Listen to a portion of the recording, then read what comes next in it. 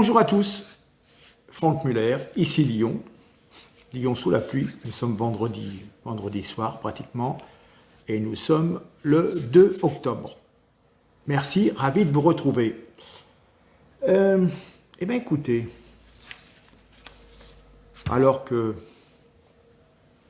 nous avons des ensauvagements, je voudrais quand même vous rappeler que le 1er octobre 2017, cela fera 3 ans, il y avait 2 jeunes filles qui s'appelaient Morane et Laura, ont été assassinées à la gare Saint-Charles par un islamiste qui les a égorgées pour une raison obscure d'ailleurs, de gamines qui passaient comme ça dans cette gare. Voilà. Bon, bien sûr, c'est, comment dire, chaque année, chaque mois, il y a un innocent qui paye comme ça de la folie des hommes et de la folie d'une religion. Et du coup, en retombant là-dessus, Facebook me rappelait mes souvenirs que j'avais publiés. Et à l'époque, que dire?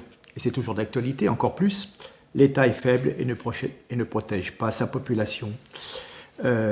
D'après le quotidien Libération, l'assassin de Marseille serait un clandestin connu des services de police pour des faits de délinquance. En garde à vue la veille de son crime. Il était, selon Libération, très évasif sur ses raisons de séjour en France et possédait plusieurs identités. Hélas, dans notre pays, les clandestins, c'est-à-dire des personnes qui séjournent en France au mépris de la loi, ne sont ni arrêtés ni expulsés, y compris quand ils commettent des délits. Hélas, en France, un clandestin incapable de justifier sa présence est qu'il y a de fausses identités, n'est ni arrêté ni expulsé. Je le répète, si en France la loi était appliquée et respectée, cet individu n'aurait jamais été à la gare Saint-Charles et les 2 Françaises, Morane et Laura, seraient encore en vie. C'est ce que j'écrivais il y a maintenant 3 ans.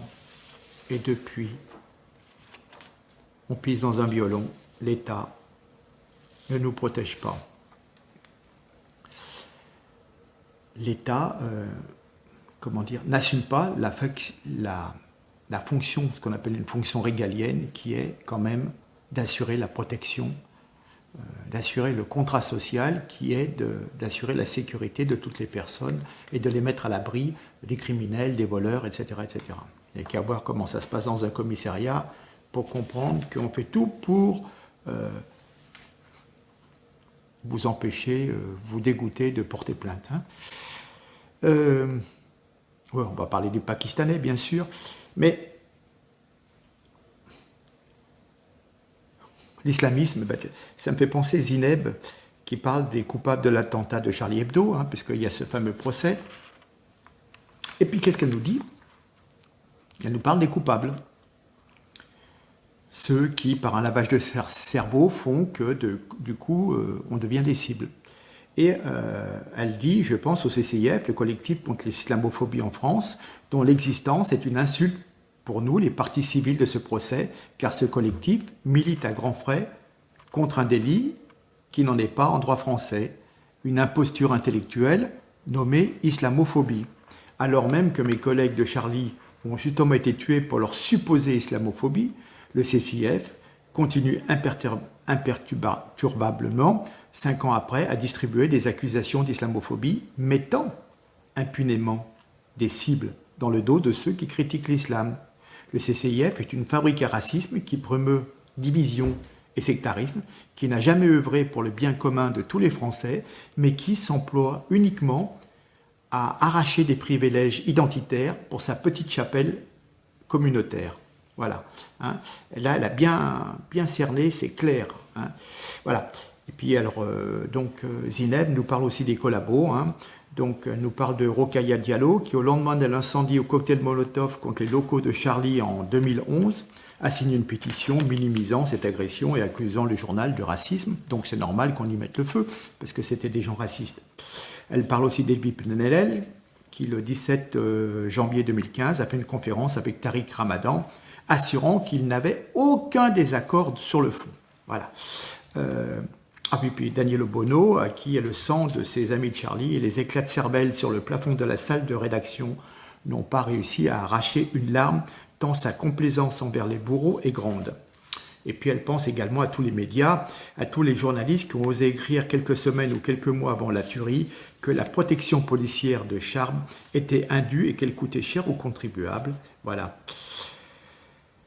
Sans que l'honnêteté ou même simplement l'intelligence ne leur souffle une seconde que c'est bien l'islamisme qui plombe le budget public et non un dessinateur jovial et engagé. Et puis voilà. Hein, comment dire?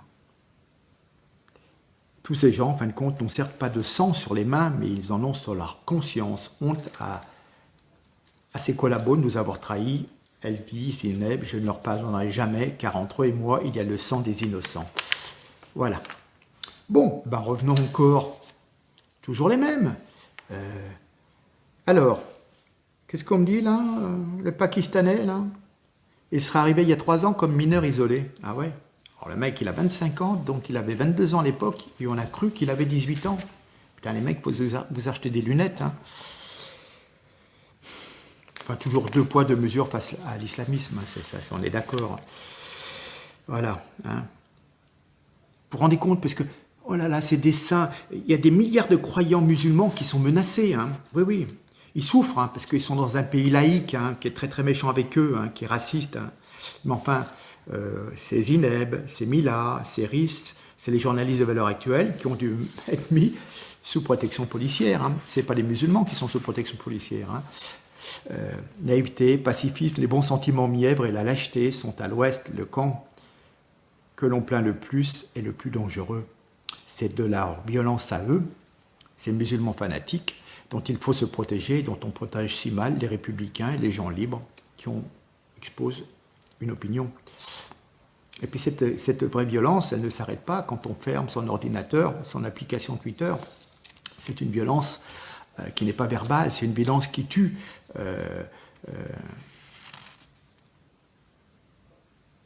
Voilà. Alors, quand vous voyez qu'un procureur se saisit, dès qu'il y a la fiction de Valeurs Actuelles sur Obono, lui se saisit tout seul. Hein. Le procureur, il n'a pas autre chose à faire. Il n'a pas de dossier, hein, bien sûr. On attend 2 ans, 3 ans les lenteurs de la justice, mais il avait que ça à faire. Ah, il y a une bande dessinée sur Obono, je vais tout de suite me saisir. Par contre, pour les menaces de mort sur Zineb, eh ben, c'est elle qui doit porter plainte. Hein. Le procureur, il n'en a rien à foutre. Voilà. Donc, les réactions de Fathia, le courage de Zineb servent d'exemple aux républicains. Hein. Mais que dire d'un Cyril Hanouna, hein. Qu'est-ce qu'il nous disait sur la petite jeune là? Mila, c'est de la merde, ce qu'elle fait, c'est inadmissible. Je suis toujours contre les blagues et les provocations sur les religions. On sait que c'est un sujet sensible. Est-ce qu'on a vraiment besoin de textes comme ça, de messages comme celui de Mila qui est insupportable, de dessins comme ceux de Charlie qui mettent mine de rien de l'huile sur le feu? Voilà, ce sont des lâches, des collabos, des laxistes. Les bien-pensants nous ont désarmés. Rappelons-nous quand même que les mineurs isolés migrants coûtent cher, même si certains ont parfois 40 ans.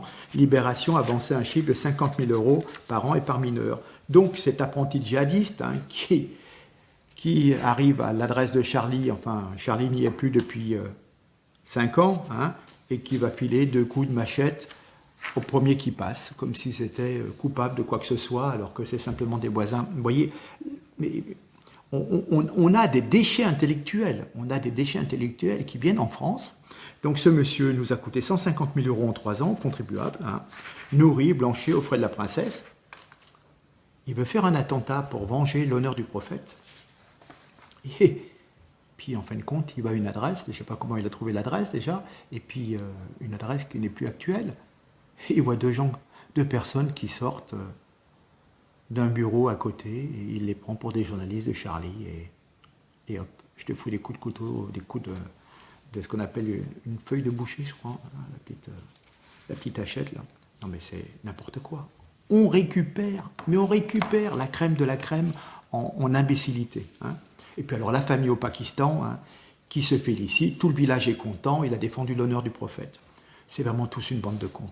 Parce que, laissez-moi vous dire une chose, si franchement, il y a un Dieu au-dessus, il y a un prophète, est-ce que vous croyez sincèrement si le prophète est tout-puissant et gouverne le monde, est-ce que vous croyez que le prophète n'a pas assez de puissance pour se venger, s'il y a à se venger, de journalistes qui ont fait des caricatures, hein, franchement? Est-ce qu'il a besoin d'un petit connard, là, qui vit depuis 3 ans au crochet de la France et qui vient se sortir son couteau pour se faire mousser? Non, si vraiment votre prophète est si fort, ou si un Dieu qui est si fort, eh ben, il se vengera par lui-même. Ou, au moment du jugement dernier, il appliquera sa décision. Il punira si vraiment la personne a été offensante. C'est tout. Vous n'avez pas, en tant qu'humain,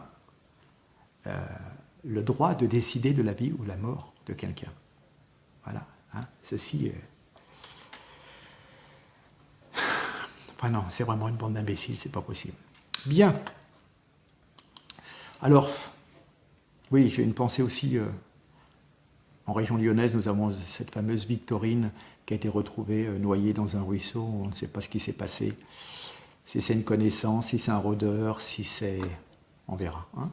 Ne vous inquiétez pas, si jamais le coupable est français, on aura tout de suite son nom et son prénom.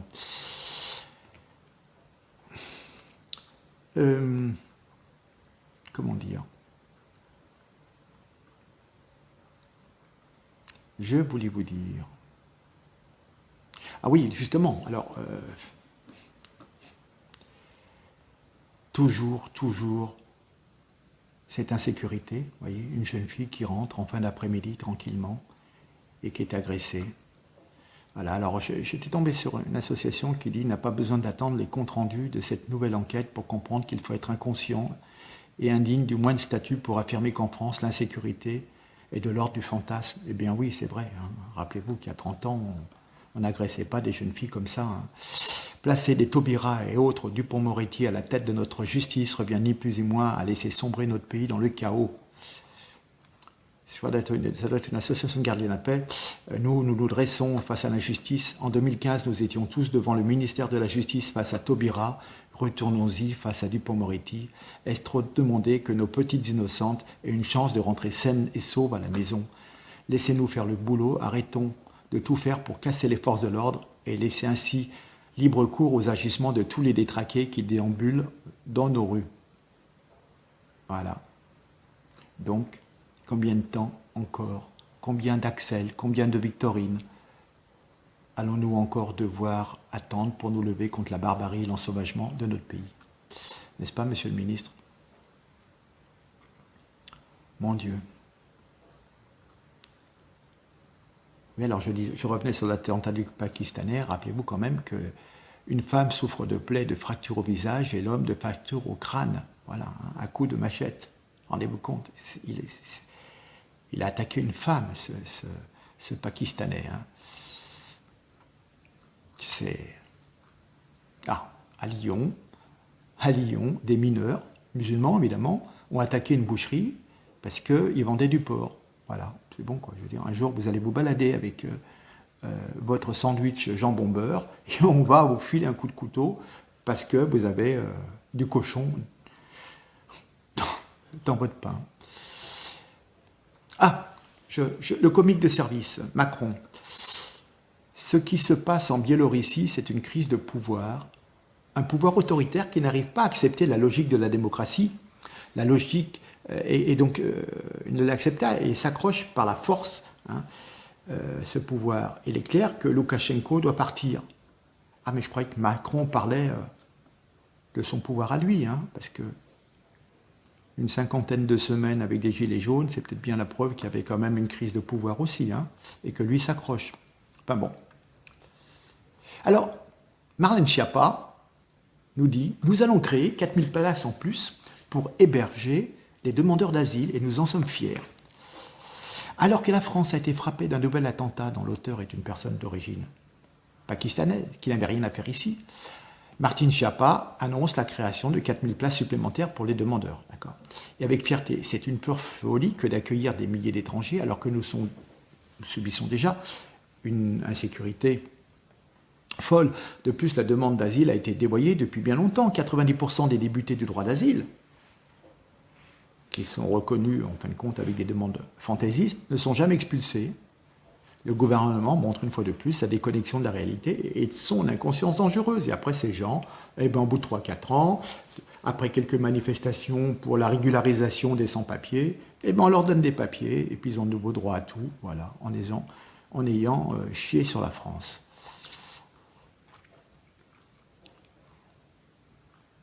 Des mineurs non accompagnés. 50 000 € par mineur étranger par an. Vous vous rendez compte? Enfin. Détournement de fonds publics au Conseil régional d'Île-de-France. Hein, d'accord? Voilà. Encore une masse salariale qui n'a pas diminué malgré la baisse des effectifs. C'est ce qu'on appelle les voleurs de la République.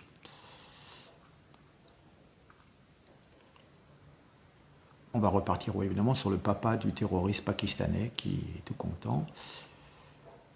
Nous avons eu l'occasion de voir aussi M. Marc Trévédic, l'ancien procureur. Est-ce qu'on lutte contre l'islamisme? Non. Comment peut-on dire que l'on lutte contre l'islam radical en étant ami avec des islamistes? Évidemment, Arabie Saoudite, Qatar, etc., etc. Et là, je ne pense pas que ce soit des Kevin ou des Patrick. Un lycéen de 16 ans a été blessé à coups de couteau en classe dans un établissement de Saint-Denis, Seine-Saint-Denis. Oui, de Seine-Saint-Denis. Oui. Et son agresseur présumé, un lycéen de 19 ans, a été interpellé, placé en garde à vue. Ouais, tout le monde se balade avec des couteaux de nos jours. Ouais. C'est à la mode. Quand j'étais jeune, on avait les porte-clés, mais bon. Voilà. Liliane Thuram a fait un livre. Un nouvel opus à caractère racialiste. On ne n'est pas blanc, on le devient, mais voyons, bien sûr. C'est du bon racisme, parce qu'il tape sur les blancs, vous comprenez? Voilà. Il renvoie tout le monde à sa couleur de peau et présume une mentalité, une culture commune attachée à la race. N'importe quoi. N'importe quoi. Heureusement que tu jouais un peu mieux au foot. Hein.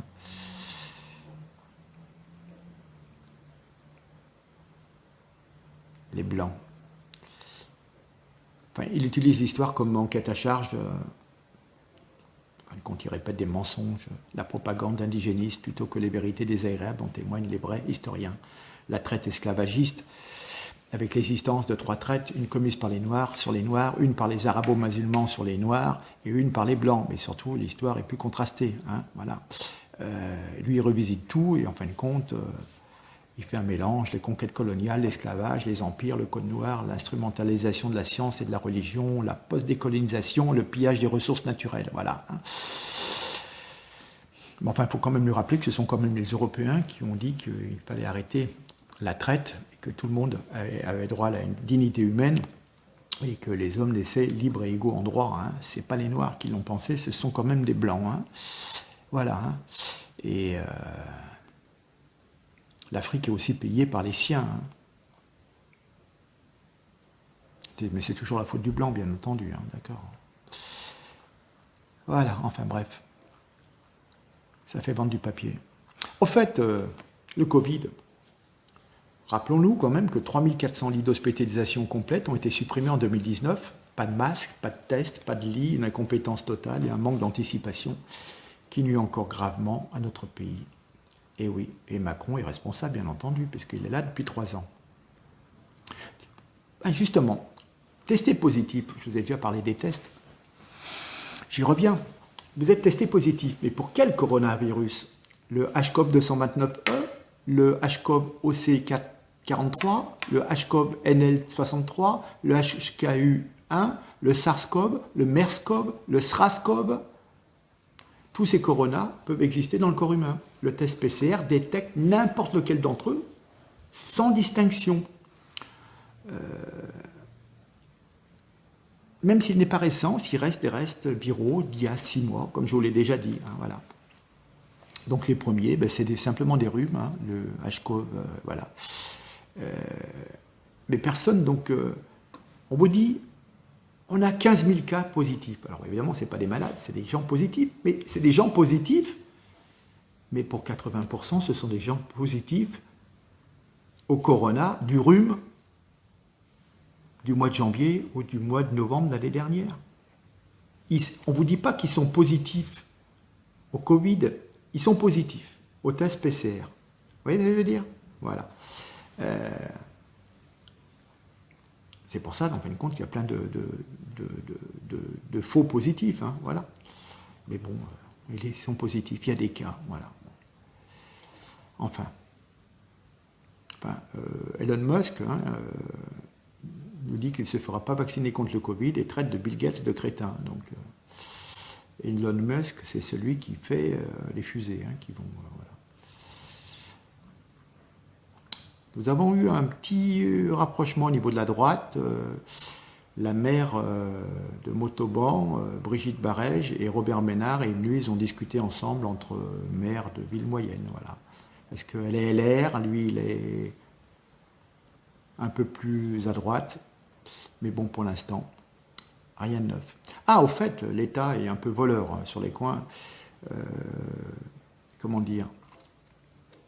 L'État a prélevé 5 millions d'euros des dons destinés à la reconstruction de Notre-Dame, mais en fin de compte, il a pris cet argent pour payer le loyer et les salaires de l'établissement public de Notre-Dame. Alors qu'en fin de compte, cet argent, ce sont des dons pour la reconstruction, pas pour payer les frais courants. Vous vous rendez compte, 5 milliards. Bon, il faut quand même savoir aussi que la fréquentation aux urgences hospitalières a augmenté de 93% entre 1996 et 2015. Moralité, on va vous faire payer pour les passages. Vous payerez un petit forfait. Voilà. Enfin, bon, vous savez qui se présente dans les urgences pour un rien, n'est-ce pas? Parce qu'effectivement, ça ne coûtait rien. C'était plus facile que de faire venir un médecin. On allait aux urgences. Et ben voilà. Alors, on a un gros problème. On a un gros problème. J'avais eu l'occasion de préparer quelque chose sur les mineurs non accompagnés. J'avais eu l'occasion de travailler là-dessus il y a 1 an, et puis j'avais jamais fait de vidéo. Mais je reviens là-dessus. En fin de compte, vous avez ce qu'on appelle maintenant, c'est le scandale des mineurs. C'est mineurs majeurs, en fin de compte. Et il y a des mafias, des filières organisées qui envoient de faux mineurs en France. Et en fin de compte, cela pervertit, si vous voulez, l'aide humanitaire qu'on peut accorder. Le phénomène n'est pas minoritaire, loin de là. Le pays accueille pour la seule année 2020 près de 40 000 mineurs non accompagnés. Est-ce que vous croyez sincèrement qu'on a 40 000 mineurs? En 2014, ils étaient à peine 4 000 à être pris en charge par l'aide sociale à l'enfance. Beaucoup sont majeurs, très peu viennent de pays en guerre. Leur arrivée est organisée par des filières, dont les mafias. Nous sommes très loin du pauvre orphelin chassé par les conflits. C'est pas Zemmour qui le dit, c'est un rapport du Sénat. Et en fait, je me rappelle que, bon, je sais qu'il y a l'histoire de Zemmour qui a sorti son plaidoyer, et cela fait scandale, mais si on vous dit qu'il y a des chiffres, dans 60% des agressions à Paris sont dues à des mineurs non accompagnés d'origine étrangère, c'est quand même il y a un problème. Vous avez plein de vols, plein de trucs. Ah ben oui, mais les pauvres, ils n'ont rien, et donc il faut bien qu'ils vivent. Oui, non, mais attendez, c'est bon, quoi, je veux dire. Je vole pour vivre, bientôt je tuerai pour vivre, mais je suis dans mon bon droit, parce qu'il faut que je mange. Oui, d'accord. Enfin bon. Le système d'accueil des mineurs a été perverti, et ces derniers participent à la délinquance, sont récupérés les mafias. C'est pas être complotiste de le dire, c'est le Sénat qui le dit. Il y a un rapport du Sénat qui datait déjà à l'époque, je crois, je ne sais même pas si c'était pas en 2017. Ouais. Un rapport du Sénat de 2017 déjà à l'époque. Une grande majorité de cas, les jeunes se disant mineurs non accompagnés se présentent directement au service de l'aide sociale à l'enfance des départements, y compris dans des départements ruraux éloignés des routes migratoires classiques. Ces jeunes sont souvent entrés régulièrement sur le territoire français, le cas échéant avec de faux papiers, accompagnés d'un adulte. Lorsqu'ils se présentent seuls au guichet d'un service d'aide sociale, il arrive fréquemment que ces jeunes connaissent jusqu'au nom d'un des travailleurs sociaux du service. De plus, il est courant que l'arrivée d'un jeune originaire ou disant être originaire d'une localité soit suivie dans les jours et les semaines qui suivent de l'arrivée dans le même département d'autres jeunes porteurs d'un récit similaire. Ces arrivées s'inscrivent donc dans une logique de périple organisé depuis le pays d'origine par de véritables filières qui connaissent très bien le fonctionnement de l'aide à l'enfance, enfin de l'aide sociale à l'enfance en France. Donc ce ne sont pas des exilés ou des errants. ce sont ce qu'on appelle des mandatés. Il y a un mandat pour venir en France et ils suivent une filière. Hein, voilà. Comment dire? Il y a un afflux massif de jeunes mineurs, donc il faut absolument faire une lutte contre ces filières qui organisent ces arrivées. Hein. Donc évidemment, ça suppose la coopération des États d'origine, des mineurs non accompagnés, mais évidemment, les États, au contraire, s'en lavent les mains, hein, bien entendu, ça leur fait des bouches à nourrir en moins. Hein. Voilà.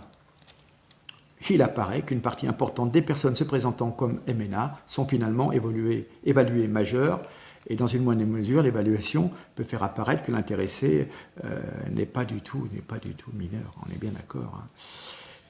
Entre les chiffres, ça date de 2017. Vous voyez, déjà à l'époque, les chiffres en 2013, entre le troisième trimestre 2013 et le deuxième trimestre 2016, 39 500 personnes ont fait l'objet d'une évaluation, dont 24%, soit 161, ont été déclarés mineurs et isolés. Toutefois, on observe un net fléchissement de ce taux qui est passé de 70% de mineurs en 2013 à 49% au second trimestre 2016. Et là, on est 4 ans après. Autant vous dire que on a maintenant les 3/4 de personnes qui sont majeures. C'est plus du tout des mineurs. Hein. La part des mineurs ne dépasse pas 15% dans certains départementaux. Voilà. Alors, on nous dit... Alors, je retombe sur un article, franchement, que c'est honteux, vous allez voir, puisque, en fin de compte, aussi, Hitler était un peintre bien intégré. Je vous explique, le terroriste pakistanais n'était pas mineur, bien entendu, il n'était pas chassé par la guerre non plus, il a été envoyé à Paris par une filière. Et la presse ment, je tombe sur un article, l'assaillant de Paris était bien intégré, connu sous un faux nom, il devait devenir peintre. Dans une vidéo, il dit avoir réagi en réaction aux caricatures de Mahomet. Voilà, hein. Ali, 18 ans, né au Pakistan, dans une ville de 200 000 habitants, était entré en France le 31 juillet 2018 en compagnie des 2 frères. Ah ouais, pris en charge par l'aide sociale à l'enfance, il était en apparence intégré, avec une promesse d'embauche comme peintre en bâtiment. Voilà, hein. Donc, en fin de compte, on a trouvé une photo d'une pièce d'identité dans son téléphone. Il a 25 ans, voilà. Il a fait une vidéo en chemise blanche et coiffe traditionnelle expliquant qu'il était ému par les caricatures du prophète de Mohammed. Voilà, et il voulait le venger. Donc il a pris ce qu'on appelle, avec une feuille de boucher, voilà. Il s'inspirait d'après un guide, un mollah, d'un groupe religieux, voilà.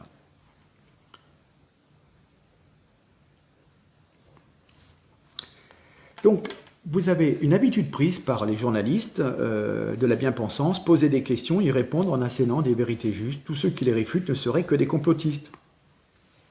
Voilà. Hein. Le terroriste, c'était un artiste peintre bien intégré, un point c'est tout, il était gentil ce monsieur, bah oui, bien sûr. Hein.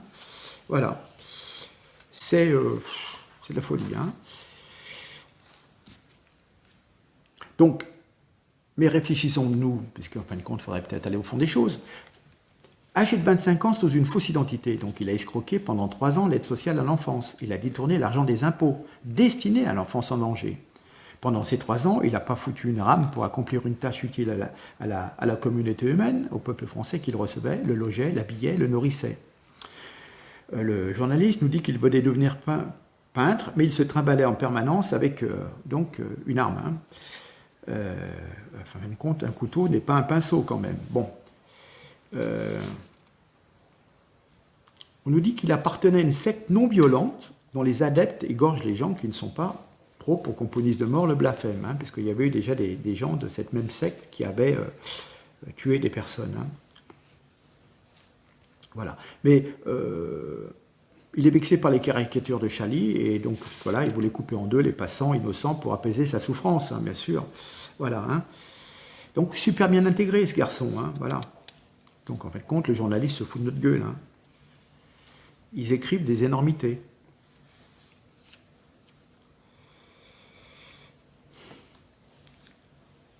Le père du mineur isolé, il a voulu tuer ceux qui manquent de respect au prophète. Je me sens bien que mon fils ait fait une si bonne action. Tout le village est extrêmement fier de ce qu'il a fait.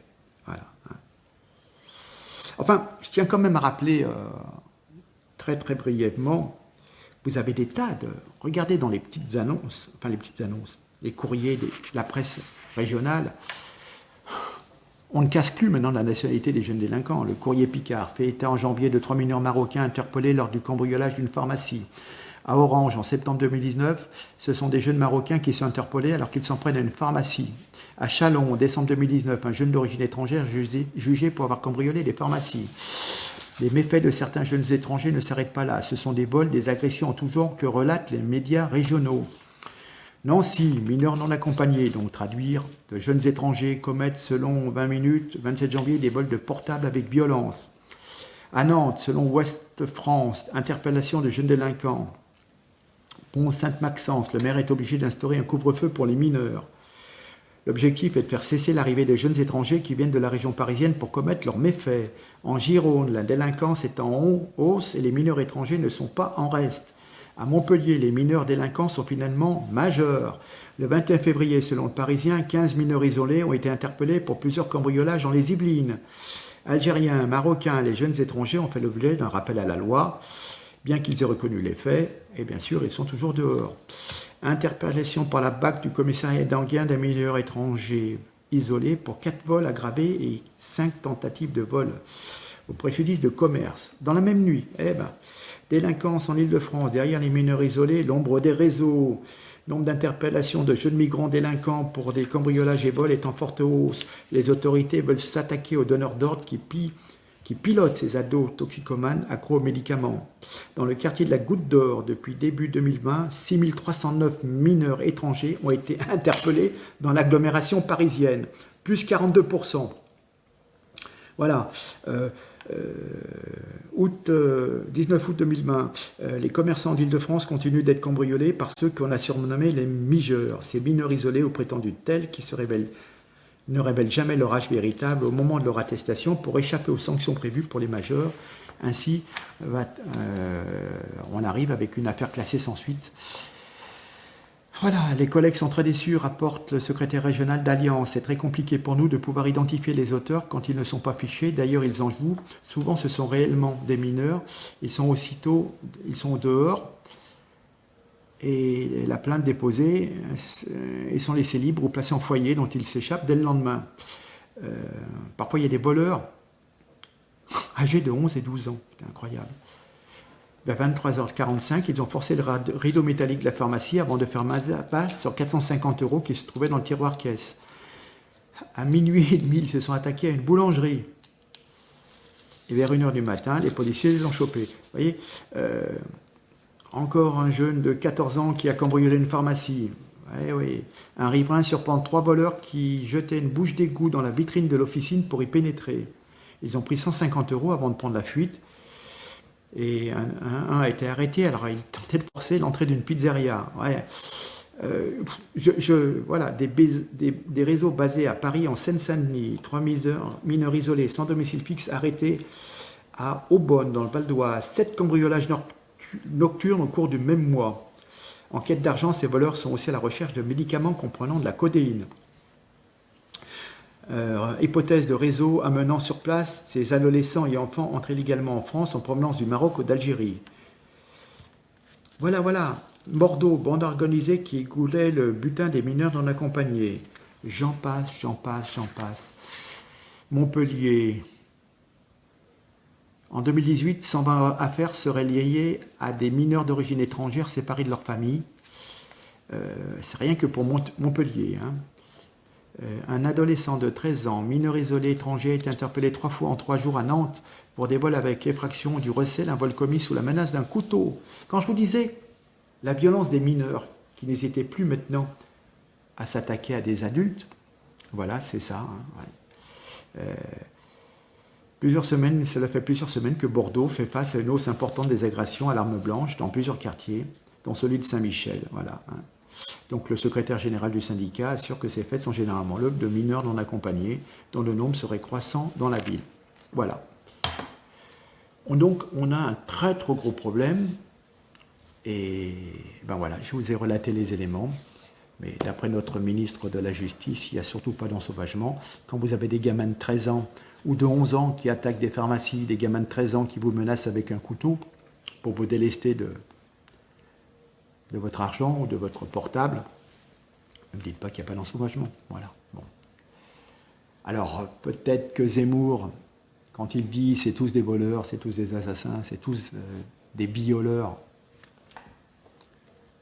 c'est sûr, c'est Zemmour, mais quand vous regardez, comment voulez-vous, ces jeunes sont dans la nature, voilà. Donc, c'est ainsi. Mais donc, nous, avec nos... Dans leur pays, ils ne feraient pas ça, vous comprenez? Dans leur pays, la police les ramène, les met au trou, leur donne des coups de bâton, et voilà. C'est la dure loi. La dure loi qui s'impose au Maghreb. Mais chez nous, les droits de l'homme, c'est des mineurs. Oui, c'est des mineurs, mais...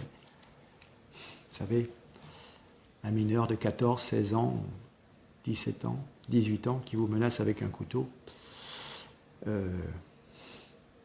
c'est devenu presque une bête sauvage, quoi. C'est malheureux à dire, mais on n'est pas du tout...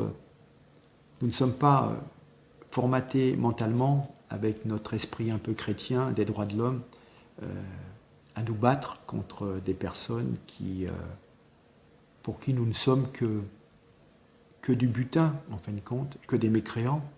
De toute façon, même s'ils nous plantent, eux, ils sont des élus. Vous voyez ce que je veux dire? Voilà. Donc, comment voulez-vous que ça puisse coller? C'est tout. Pour eux, on est de la merde. On est des incroyants. C'est tout. Ne cherchez pas plus loin. C'est quand depuis tout petit vous êtes élevé dans cette croyance, c'est comme ça. Et nous, on est élevé dans les droits de l'homme, etc. Tu ne voleras pas, tu ne tueras point, et patati et patala. Et puis alors, si on te frappe, tu tends l'autre joue. Hein. Eh ben ouais, voilà. Ouais. Et ben voilà. Et puis voilà. Et puis, si tu as des squatteurs, et ben tu leur fais le café, hein. Et puis tu attends 2 ans pour récupérer ton appartement. Voilà. Sur ce, je vous laisse. Je sais, c'est sinistre. J'en ai marre. J'en ai marre. On passe vraiment pour des guignols aux yeux du monde entier. Et on verse des prestations sociales à tout le monde. Enfin, c'est un truc de fou. On n'a plus d'argent. La sécurité sociale est en déficit de 40 milliards. Vous allez voir ce qui va nous arriver. Je peux vous dire que c'est de la folie.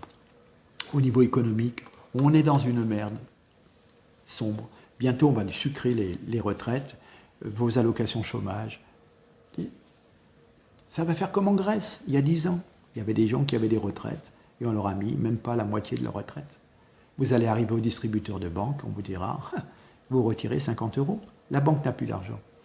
Vous croyez que la Société Générale, dont l'action est passée de 150 à 10 € en l'espace d'une dizaine d'années, qui est en train de se regrouper avec sa filiale Crédit du Nord qui a un peu plus d'argent, vous rendez compte?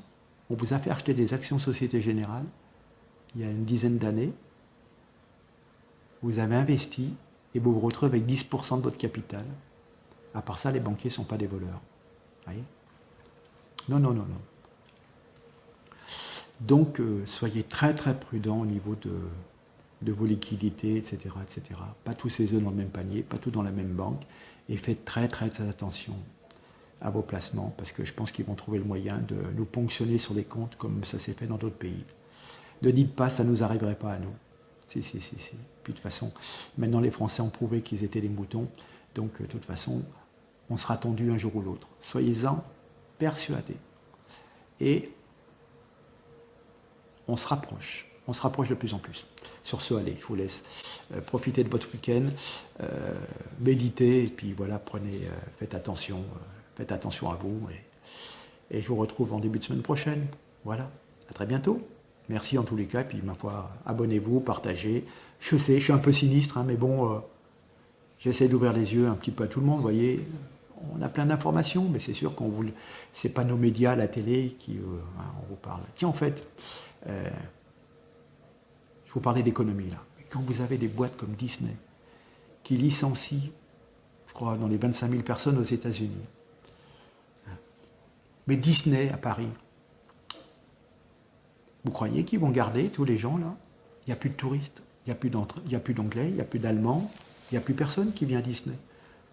Je peux vous dire qu'il y aura bientôt une charrette. Il y aura peut-être 4000 personnes qui vont partir. Et ça, c'est rien. Regardez la liste de tous les licenciements. Bah tiens, Bridgestone. C'est-à-dire quoi? Bridgestone, Bruxelles donne une subvention à Bridgestone de 20 millions d'euros pour qu'ils aillent construire une usine en Pologne avec notre argent. On va donner 5 milliards de plus à l'Europe. Donc je crois qu'on en a pratiquement 27 milliards quand on en touche 12 ou 13. Et avec notre argent, on construit des usines à l'étranger.